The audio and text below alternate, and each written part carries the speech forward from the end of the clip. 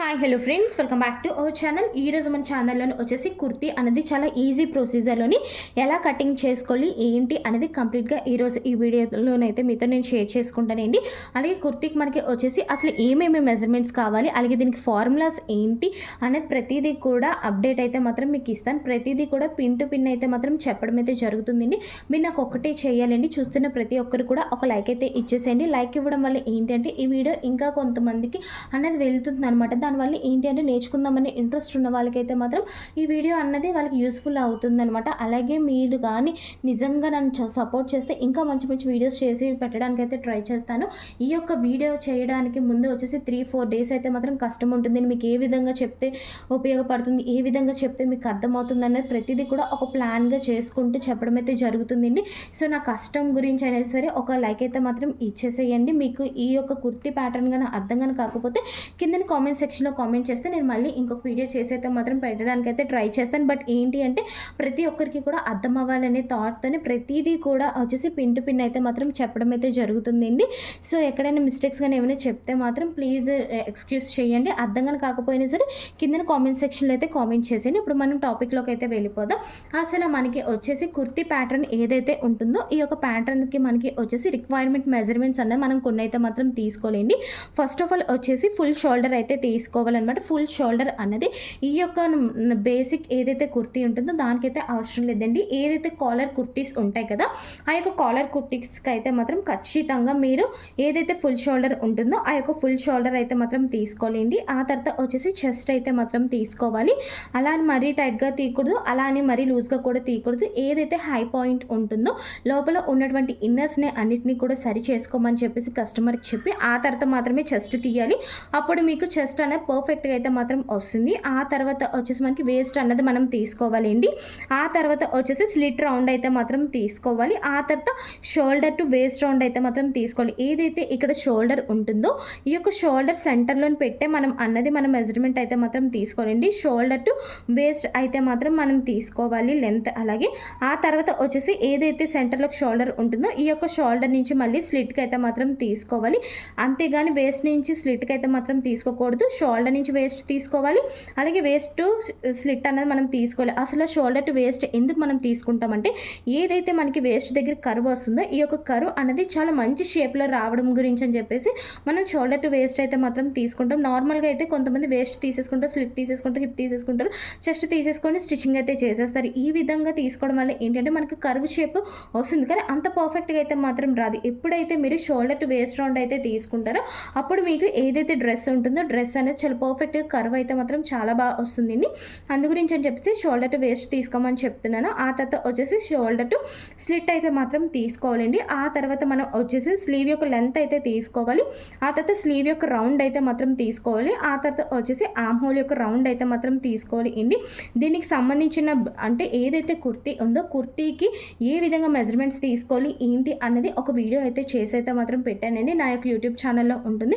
దాని యొక్క లింక్ అనేది నేను కిందనైతే మాత్రం షేర్ చేస్తాను. ఒకవేళ మెజర్మెంట్స్ ఎలా తీసుకోవాలి ఏంటి అనే డౌట్ ఉన్న వాళ్ళు ఒకసారి ఆ వీడియోని అయితే మాత్రం చూడండి. అందులో మా పాప కొంచెం సరిగ్గా అయితే మాత్రం ఉండలేదండి. ఒకవేళ మీకు అది అర్థం కాలేదు అంటే మాత్రం ఇంకొక వీడియో అయితే మాత్రం చేసి పెట్టడానికి అయితే ట్రై చేస్తాను. అర్థం కానీ కాకపోతే కింద కామెంట్ సెక్షన్లో అయితే కామెంట్ చేసేయండి. అలాగే ఏదైతే కుర్తీ ఉంటుందో ఆ యొక్క కుర్తీకి మనకి వచ్చేసి కొన్ని ఫార్ములాస్ అయితే ఉంటాయండి. ఆ యొక్క ఫార్ములాస్ అయితే మాత్రం ఇక్కడ మీతో షేర్ చేసుకుంటాను చూడండి. ఒక బుక్లో అయితే మీరు బాగా అయితే నోట్ చేసుకోండి, మీకు క్లియర్గా అయితే మాత్రం మీకు అర్థమవుతుంది. ఇక్కడ మీరు చూస్తున్నారు కదండి ఫార్ములాస్ అనమాట.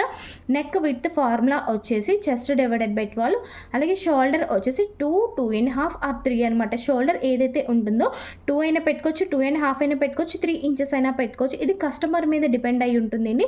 కొంతమంది తక్కువ పెట్టుకుంటారు, కొంతమంది 2.5 పెట్టుకుంటారు, కొంతమంది 3 పెట్టుకుంటారు అనమాట. ఇవన్నీ కూడా సీమ్ అలవెన్స్ లేకుండా అంటే ఖర్చులు లేకుండా అనమాట. సో ఇది పెట్టుకున్న తర్వాత మళ్ళీ మనం ఎక్స్ట్రాగా ఖర్చులు అయితే మాత్రం పెట్టుకుంటాము. ఇది కంప్లీట్గా షోల్డర్ అనేది కస్టమర్ మీద డిపెండ్ అయ్యి ఉంటుందని ఒక సిస్టర్ నాకు మెసేజ్ చేశారనమాట. షోల్డర్ ఎంత పెట్టుకోవాలి సిస్టర్ చెప్పండి అనేసి. సిస్టర్ ఎవరైతే కస్టమర్ ఉంటుందో అది కస్టమర్ చాయిస్ బట్టి అయితే ఉంటుంది, కస్టమర్ బట్టి డిపెండ్ అయ్యి ఉంటుంది. ఒకవేళ లేదు మీకు ఈజీగా తెలుసుకోవాలంటే ఏదైతే ఆదికి ఇస్తారో కుర్తీ కానీ బ్లౌజ్ కానీ ఏదైనా వాళ్ళకి ఎంత ఉంది షోల్డర్ అనేది చూసుకొని మనం పెట్టేసుకుంటే సీమ్ ఎలవెన్స్ యాడ్ చేసుకొని పెట్టుకుంటే సరిపోతుంది. ఇది కంప్లీట్గా వచ్చేసి షోల్డర్ అనేది 2 ఆర్ 2.5 ఆర్ 3.5 అనేది మొత్తం అంతా కూడా మనకి కస్టమర్ మీద డిపెండ్ అయ్యి అయితే మాత్రం ఉంటుంది. ఆ తర్వాత వచ్చేసి ఆర్మ్ హోల్ డెప్త్ వచ్చేసి చెస్ట్ డివైడెడ్ బై 8 ప్లస్ 1.5 అనమాట ఆర్మ్ హోల్ డెప్త్. అలాగే వచ్చేసి ఇక్కడ చూసుకున్నట్టయితే చెస్ట్ అనమాట, చెస్ట్ డివైడెడ్ బై 4. అలాగే వేస్ట్ చూసుకున్నట్టయితే వేస్ట్ డివైడెడ్ బై 4. అలాగే స్లిట్ చూసుకుంటే స్లిట్ డివైడెడ్ బై 4 అనమాట. దీని యొక్క ఫార్ములాస్ అన్నీ కూడా ఇవి అనమాట. ఈ యొక్క ఫార్ములాస్ అన్నీ కూడా మీరు స్క్రీన్ షాట్ తీసుకోండి, లేదు అనుకుంటే మాత్రం ఒక బుక్లో అయితే మాత్రం మీరు నీట్గా అనేది నోట్ చేసుకోండి. అలాగే మీరు ఫార్ములాస్ అయితే చూసారు కదండి, ఫార్ములాస్ చూసిన తర్వాత ఈ యొక్క ఫార్ములాస్ని మనం యూజ్ చేసుకొని ఇప్పుడు కుర్తీ ప్యాటర్న్ అంతా కూడా మనం నీట్గా అయితే మాత్రం కటింగ్ అయితే చేసుకుంటామండి. స్టార్టింగ్ వచ్చేసి మనం ఏంటి అంటే ఆన్ ఫోల్డ్లను అయితే మాత్రం తీసుకోలేండి. ఆన్ ఫోల్డ్ అంటే ఏమీ లేదు, ఏదైతే ఇలాగా ఉంటుందో క్లోజింగ్ ఉంటుందో, క్లోజింగ్ ఉన్నది మన వైపు ఉంటుంది, ఏదైతే ఓపెన్స్ ఉంటుందో అది మనకి ఆపోజిట్లో ఉంటుందన్నమాట. క్లోజింగ్ ఉన్నది మన వైపు పెట్టుకునే దాన్ని మనం ఆన్ ఫోల్డ్ అయితే మాత్రం అంటామండి. సో మనం వచ్చేసి స్టార్టింగ్ ఫుల్ లెంత్ అన్నది మనం తీసుకుంటాం ఏంటి, ఫుల్ లెంత్ ఏదైతే డ్రెస్ ప్యాటర్న్ ఉంటుందో డ్రెస్ ప్యాటర్న్కి ఫుల్ లెంత్ అన్నది మనం ఎంత ఉంది అన్నది ఆన్ ఫోల్డ్ అయితే మాత్రం మనం తీసుకుంటాము. సో ఇక్కడ నేను ఫుల్ లెంత్ అన్నది చూపించడం లేదు, ఎందుకంటే ఫుల్ లెంత్ అందరికీ పెట్టుకోవడం వచ్చు కాబట్టి నేను చూపించడం లేదు. అంటే వీడియోకి నాకు అంత లెంత్ అయితే లేదనమాట, టేబుల్ చాలా చిన్న టేబుల్ వల్ల అంత కంఫర్టబుల్గా మీకు నేను చూపించలేకపోతున్నాను. నార్మల్గా అనేది ఫుల్ లెంత్ ఎలా పెట్టుకోవాలనేది అందరికీ ఐడియా ఉంటుంది. ఏమీ లేదు, ఎక్కడి నుంచి అయితే మనం లెంత్ తీసుకుంటామో అంత లెంత్ వరకు మనం మార్కింగ్ అయితే మాత్రం చేసుకుంటాం. ఆ తర్వాత వచ్చేసి మనం ఇక్కడ చూసుకున్నట్టయితే నెక్ విడ్త్ దగ్గర అయితే మాత్రం మనం చూసుకోవాలి. నెక్ విడ్త్ వచ్చేసి మనకి ఫార్ములా చెస్ట్ డివైడెడ్ బై 12 అన్నది చెస్ట్ యొక్క ఫార్ములా అనమాట. అంటే నెక్ యొక్క ఫార్ములా ఇది, నెక్ విడ్త్ కోసం అని చెప్పేసి చెస్ట్ డివైడెడ్ బై 12 చేస్తే మనకి వచ్చేసి నెక్ విడ్త్ అయితే మాత్రం వస్తుందండి. ఇక్కడ కానీ మీరు చూసుకున్నట్టయితే ఇక్కడ నాకు చెస్ట్ వచ్చేసి 40 అనమాట. 40 డివైడెడ్ బై 12 చేస్తే నాకు 3.3 అయితే మాత్రం వచ్చిందండి. ఏదైతే నెక్ విడ్త్ ఉందో ఈ యొక్క నెక్ విడ్త్ దగ్గర నేను 3.3 అయితే మాత్రం మార్కింగ్ అయితే చేసేసుకుంటున్నానండి. ఆ తర్వాత ఇక్కడికి వచ్చేసరికి మీరు చూసుకున్నట్టయితే షోల్డర్ అనమాట. షోల్డర్ వరకు వచ్చేసరికి 2, 2.5 ఆర్ 3 అది కస్టమర్ చాయిస్ బట్టి ఉంటుందని చెప్పాను కదా, ఇది కస్టమర్ చాయిస్ బట్టి అయితే పెట్టుకుంటాం. ఆ తర్వాత వచ్చేసి ఇక్కడ ఎంతైతే నెక్ విడ్త్ మనం తీసుకున్నామో ఈ యొక్క విడ్త్, అలాగే ఇక్కడ ఏదైతే ఉంటుందో 2.5 అయితే 2.5, 2 అయితే 2, ఈ రెండింటిని ఎంతైతే కలుపుకోవాలన్నమాట. ఈ యొక్క 3.3 ఈ యొక్క 2.5 రెండింటిని కలుపుకొని ఎంతైతే వస్తుందో అంత ఆర్మ్ హోల్ డౌన్ కూడా అంతే ఉండేలాగా అయితే మాత్రం మనం చూసుకోవాలి అండి. ఇక్కడ మనం చూసుకున్నట్టయితే మాత్రం మనకి ఏమవుతుందంటే బిగినర్స్ ఏం చేస్తారంటే స్టార్టింగ్లోని తీసుకున్న తర్వాత వాళ్ళకి తెలియక ఏం చేస్తారంటే ఇటుపక్క పెట్టేసుకుంటారు. ఈ విధంగా పెట్టుకోవడం వల్ల వాళ్ళకి ఏమవుతుందంటే ఫిట్టింగ్ అన్నది పోతుంది, బుడగల కింద రావడం, అటువంటిది ఎక్స్ట్రాగా ఉన్నటువంటి ఫ్యాబ్రిక్ ఏంటంటే ముడతల కింద అన్నది వచ్చేస్తుంది. ఆ విధంగా అనేది వచ్చేయడం అనేది జరుగుతుంది. అలా రాకూడదు, కరెక్ట్గా ఉండాలి అంటే ఏదైతే ఇక్కడ నెక్ విడ్త్ ఉంటుందో ఈ యొక్క నెక్ విడ్త్ అలాగే షోల్డర్ రెండు ఎంత ఉందో చూసుకొని ఇక్కడ అంత ఉందా లేదా అన్నది మనం నీట్గా అయితే మాత్రం 1-10 సార్లు అయితే మాత్రం చెక్ చేసుకోవాలి. ఆ తర్వాత వచ్చేసి ఏదైతే నెక్ కంప్లీట్ అయిపోయింది, అలాగే షోల్డర్ కూడా కంప్లీట్ అయిపోయింది. ఆ తర్వాత ఆర్మ్ హోల్ డెప్త్ అన్నది మనం చూసుకోవాలి.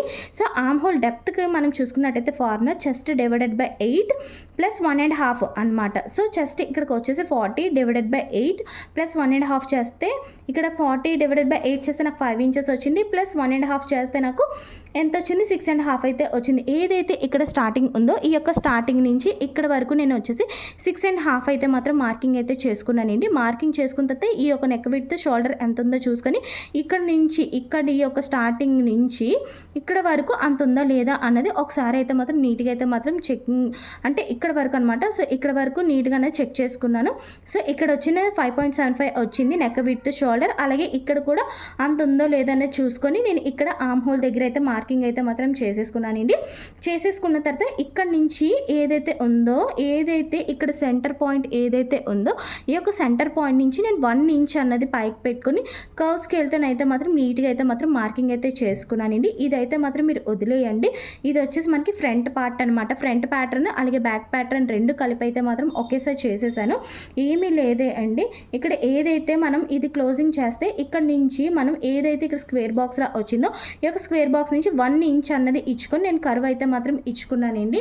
ఇక్కడ మీకు చూపిస్తాను చూడండి. 1 ఇంచ్ అన్నది ఇచ్చుకొని నేను నీట్గా అన్నది ఈ విధంగా కర్వ్ అయితే మాత్రం తీసుకున్నాను అనమాట. అంటే ఇది ఎక్స్ట్రాగా మనం ఏదైతే ఫ్రంట్ ప్యాటర్న్ ఉంటుందో ఫ్రంట్ ప్యాటర్న్ అనేది ఒక 1/2 ఇంచ్ అన్నది ఇన్సైడ్కి పెట్టుకోవాలన్నమాట. అంటే ఏదైతే ఇక్కడ మిడ్ పాయింట్ ఉంటుందో ఈ యొక్క మిడ్ పాయింట్ నుంచి ఒక 1/2 ఇంచ్ అనేది ఇన్సైడ్ పెట్టుకొని మనం ఇలా అన్నది చంక లోతు గురించి అని చెప్పేసి ఈ విధంగా అన్నది నేను కర్వ్ అయితే ఇచ్చుకున్నాను. ఈ విధంగా ఇవ్వడం వల్ల ఏమవుతుందంటే ఇక్కడ ఇంత ఉన్నటువంటి ఎక్స్ట్రా ఫ్యాబ్రిక్ అంతా కూడా మనకి ముడతలు లేకుండా అన్నది నీట్గా అయితే మాత్రం వస్తుందన్నమాట. దాని గురించి అని చెప్పేసి ఆ విధంగా అయితే నేను తీసుకున్నాను. కానీ నార్మల్గా అయితే మాత్రం బ్యాక్ అయితే మాత్రం ఏదైతే ఉంటుందో ఇది క్లోజ్ చేసేయాలి, 1/2 ఇంచ్ క్లోజ్ చేసేసి ఏదైతే మిడ్ పాయింట్ ఉంటుందో మిడ్ పాయింట్ నుంచి 1 ఇంచ్ పెట్టేసుకొని నేను ఫ్రెంచ్ కర్వ్ స్కేల్తో నీట్గా అయితే మాత్రం నేను ఇచ్చేసుకున్నాను కర్వ్. ఆ తర్వాత 1/2 ఇంచ్ అనేది ఇన్సైడ్కి పెట్టుకొని ఆ తర్వాత వచ్చేసి ఏదైతే ఇక్కడ 6.5 ఉంటుంది, ఇక్కడ నుంచి ఇక్కడ వరకు 6.5 కదా, 6.5కి మిడిల్లో వచ్చేసి నాకు 3.5 వచ్చింది. 3.5 దగ్గర నుంచి కర్వ్ స్కేల్ని పెట్టేసుకొని నీట్గా అన్నది నేను ఇలా అన్నది నీట్గా ఒక కర్వ్ అయితే మాత్రం ఇచ్చేసుకున్నాను అనమాట. ఈ ఉన్నటువంటి అంతా కూడా ఎక్స్ట్రాగా ఉన్నటువంటిది అంతా కూడా మనకి ఫ్రంట్ యొక్క ఎక్స్ట్రా ఫ్యాబ్రిక్ అనమాట. ఇది కటింగ్ అయితే చేసేసుకున్నాను. ఆ తర్వాత వచ్చేసి ఏదైతే ఇక్కడ స్టార్టింగ్ ఉంటుందో ఇక్కడ నుంచి ఇక్కడికి వచ్చేసరికి చెస్ట్ అనమాట. చెస్ట్ డివైడెడ్ బై 4 అనేది దీని యొక్క ఫార్ములా అయ్యింది. ఇక్కడ వచ్చేసి చెస్ట్ వచ్చేసి 40 డివైడెడ్ బై 4 చేస్తే నాకు 10 ఇంచెస్ అయితే వచ్చింది.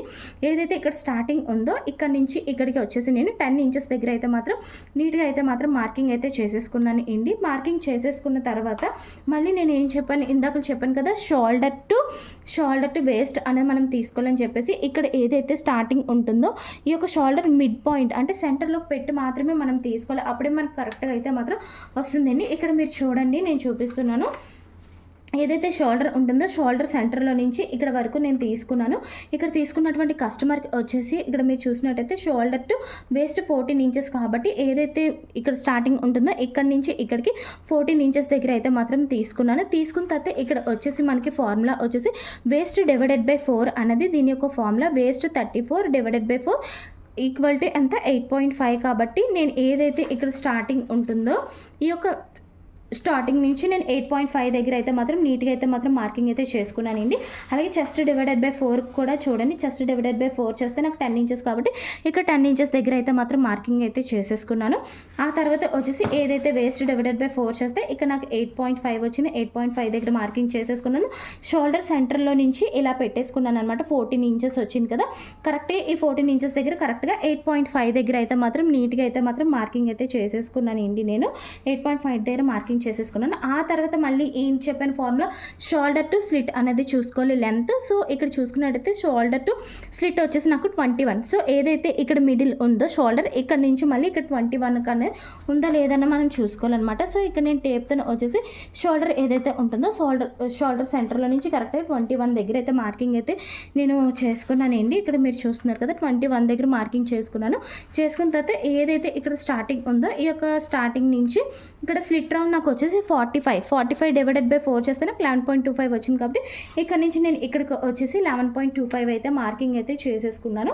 సో మార్కింగ్ చేసేసుకున్న తర్వాత ఇక్కడ ఎంత అయితే మనం పెట్టుకుంటున్నామో ఈ స్లిట్ దగ్గర ఎంత అయితే పెట్టుకుంటున్నామో మనం అంతే అన్నది మనం డ్రెస్ ఏదైతే ఉందో డ్రెస్కి లాస్ట్లో కూడా వచ్చేసి మనకి ఇక్కడ డ్రెస్ ఏదైతే ఉందో డ్రెస్ లాస్ట్లో కూడా ఈ ఎడ్జ్ దగ్గర కూడా సేమ్ అంతే ఉండే విధంగా అయితే మాత్రం చూసుకోవాలి. ఎక్కువైతే మాత్రం పెట్టుకోకూడదు. పైన ఎంతైతే మనం పెట్టుకుంటున్నామో ఈ కిందను కూడా మనకు అంతే రావాలన్నమాట. అంటే ఏదైతే ఇక్కడ స్లిట్ దగ్గర మనం 11.25 తీసుకుంటున్నామో అదే కరెక్ట్గా మనకి ఇక్కడ కూడా అంటే ఈ ఎండింగ్ ఉంటుంది కదా, ఈ యొక్క ఎండింగ్ దగ్గర కూడా అంతే అన్నది మనం తీసుకోవాలి. అంటే ఇక్కడ స్లిట్ దగ్గర 11.25 తీసుకున్నాం అనుకోండి, ఇక్కడ కూడా మనం 11.25 తీసుకోవాలనేసి దీని అర్థం అనమాట. అదే చెప్తున్నాను. ఏదైతే స్లిట్ ఉందో స్లిట్ దగ్గర 11.25 వస్తే ఈ లాస్ట్లో కూడా 11.25 అన్నది మాత్రం మనం అయితే మాత్రం తీసుకోవాలండి. నీట్గా తీసుకున్న తర్వాత నీట్గా అన్నది ఒక మార్కింగ్స్ అయితే మాత్రం ఇచ్చేసుకోవాలి. అంటే ఏదైతే మనం గీసామో అన్నీ గీసుకున్న వాటికి అన్నీ కూడా మనం ఈ విధంగా అన్నది ఇలా స్కేల్ని యూజ్ చేసి ఈ విధంగా అన్నది మనం నీట్గా అన్నది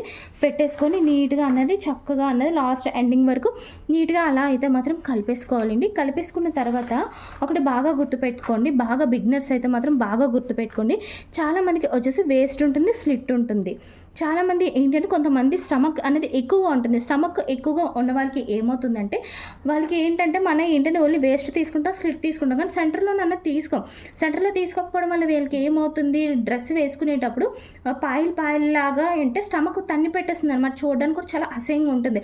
అలాంటి స్టమక్ ఉన్న వాళ్ళకి మనం ఏం చేస్తామంటే ఏదైతే వేస్ట్ స్లిట్ ఉంటుందో లెంత్ ఉంటుందో ఈ యొక్క లెంత్ని సెంటర్ చేయాలన్నమాట. ఇక్కడ నాకు లెంత్ వచ్చేసి 7 ఇంచెస్ అయితే మాత్రం వస్తుంది.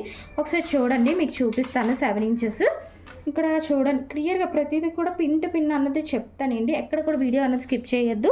ఇక్కడ నుంచి ఇక్కడికి వచ్చేసి నాకు 7 ఇంచెస్ వచ్చింది కదా, ఈ యొక్క 7 ఇంచెస్కి నేను మిడిల్లోకి ఇలా చేస్తే నాకు 3.5 అయితే మాత్రం వచ్చింది. ఈ యొక్క 3.5 దగ్గర నేను స్టమక్కి అన్నది మెజర్మెంట్ అనేది తీసుకుంటాను అనమాట. ఎవరైతే కస్టమర్ ఉన్నారో ఆ యొక్క కస్టమర్కి స్టమక్ ఎంత ఉందన్నది చూసుకోవాలి. ఒకవేళ కస్టమర్కి ఒకవేళ స్టమక్ వచ్చేసి 40 ఉందనుకోండి, 40 ఉంటే ఎక్కడైతే ఇక్కడ 3.5 వచ్చిందో కరెక్ట్గా నేను ఇక్కడ నుంచి కూడా అంటే స్టార్టింగ్ ఆన్ ఫోల్డ్లో ఉంటుంది కదా, ఆన్ ఫోల్డ్లో కూడా నేను 3.5 దగ్గర అన్నది చూస్తాను.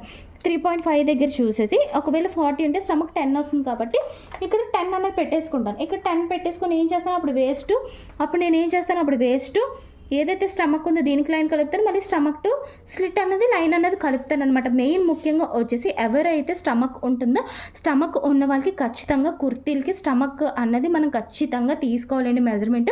నార్మల్గా అందరికీ తీసినట్టు వేస్ట్ తీసేసి స్లిట్ తీసేసి ఆ విధంగా అన్నది మనం చేయకూడదు.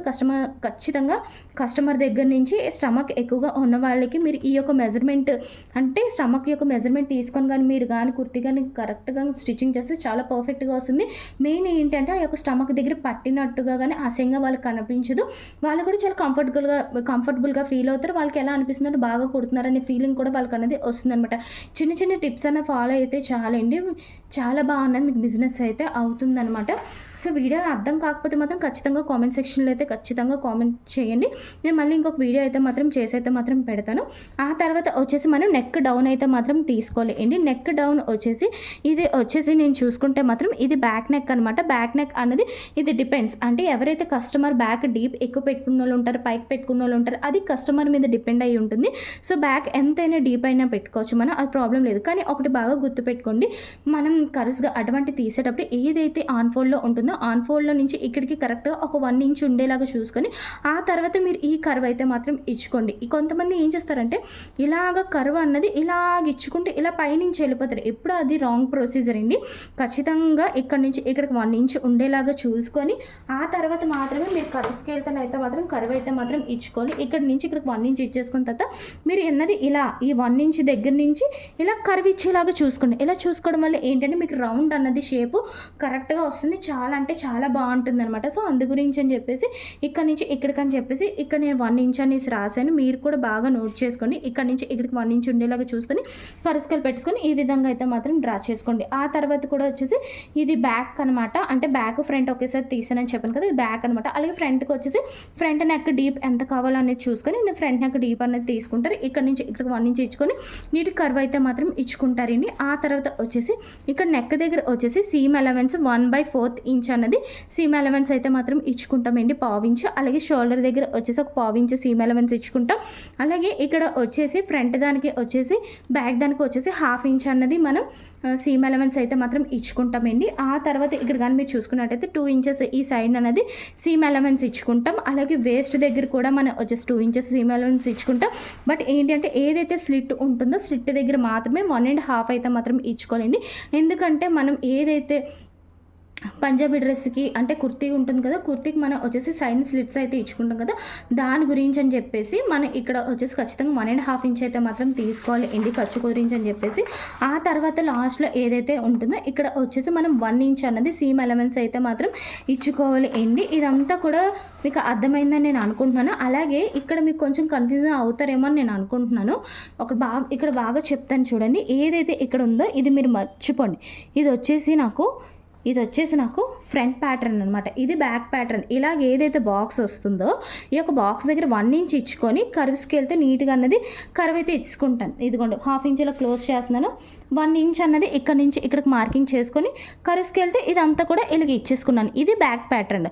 ఆ తర్వాత ఫ్రంట్ ప్యాటర్న్ ఈ యొక్క బ్యాక్ ప్యాటర్న్ ఏదైతే ఉందో దీన్ని ట్రేస్ చేసి అప్పుడు నేను ఏం చేస్తాను, ఫ్రంట్ ప్యాటర్న్కి ఇక్కడ మీరు చూసారు కదా 1/2 ఇంచ్ ఇన్సైడ్ ఫ్రంట్కి అని చెప్పేసి మీకు రాశాను కదా, 1/2 సైడ్ ఇన్సైడ్ ఫ్రంట్ అని రాశాను కదా, అంటే ఏదైతే ఇక్కడ మిడిల్ బాక్స్ ఉంటుందో ఈ యొక్క బాక్స్ నుంచి ఇటుపక్క అనేది ఒక 1/2 ఇంచ్ అనమాట. ఇది 1/2 ఇంచ్ అనేది మనం 1/2 ఇంచ్ అనేది మనం ఇచ్చుకుంటాం, ఇన్సైడ్కి ఇచ్చుకొని ఇలా స్ట్రైట్గా ఒక లైన్ అయితే మాత్రం నీట్గా అయితే మాత్రం డ్రా చేసుకుంటామండి.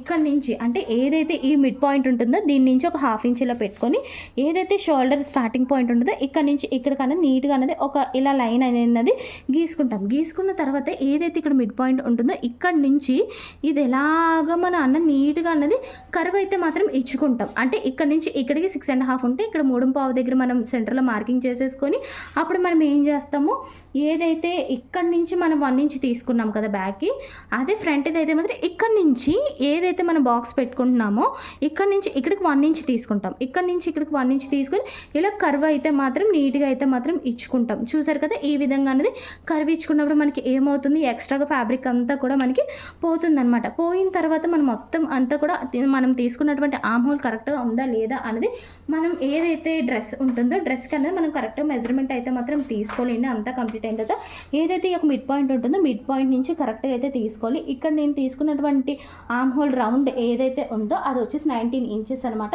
19 ఇంచెస్ అంటే మనకి ఎంత రావాలి, ఒక 9.5 అయినా మాత్రం రావాలన్నమాట.